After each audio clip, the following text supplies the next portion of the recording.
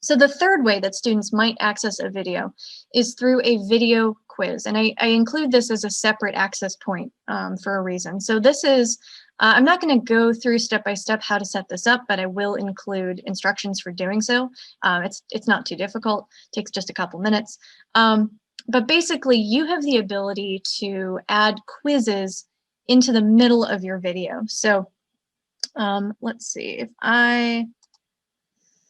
let's go to my Panopto video. I believe I already have a video with a quiz. Actually, I'm going to go, sorry, change my mind. I'm going to go to the home page. And you can see I have my modules set up here. So I've got start here. I've got module 1. I scroll down. Here you'll see under module 1 activities, I have a Panopto quiz with the hint that it's 46 seconds in. And this is an assignment. So this is a Canvas assignment. It has a column in the grade book that's going to get a grade. And it pulls up my video, and which I can play. I'm going to mute this. And then at 46 seconds, there is a quiz. So the sky is blue, true, false. And so I can say finish, and it tells me that I got it right. I can't retake it because I set it up so that you can't retake it. I can review my answers if there's any kind of feedback that my instructor gave me, and then I can continue watching the video. So you have the ability to set up these little quizzes in the middle of your video, and if you want to, you can have those linked to the gradebook. So you can also make it so that students cannot advance in the video, so they can't keep watching the video until they answer the quiz. So, you know, good way to make sure that students are paying attention, let them know that, hey, there's a few points attached to this, so, you know, try to take it seriously, and you can gauge their absorption of the material in the video, which is nice. And when I do that, because I have set it up as an assignment, that will go to the gradebook. So I have a test student in here, and you can see that they got, when I went into student view, I took the test, and my grade, 3 points out of 3, got populated in my gradebook for me, which is really cool. Some downsides of doing that.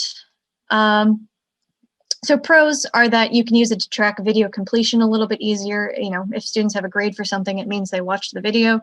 You could potentially use it with module prerequisites if that's a thing you're doing. You know, students can't go to module 3 until they take the quiz at the end of module 2.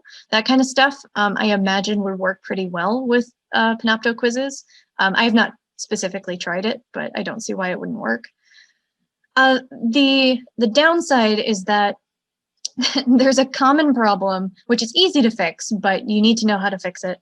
If students watch your video and take the quiz somewhere else, so if they go to the Panopto tab and they watch the video and they take the quiz, or the video is embedded in a page and not as an assignment and they take the quiz, their grade won't show up in the gradebook until they go to the assignment and watch the video. So it's easy to fix, but you have to know that it's a common sort of problem.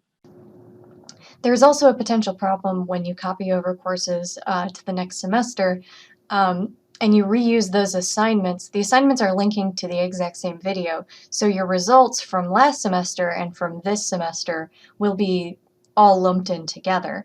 And that can be a problem if a student retakes your course because they're going to get the grade from last semester, and that's a problem. The only way to fix this, it seems, is to go in and clear your results for the quiz for the entire class.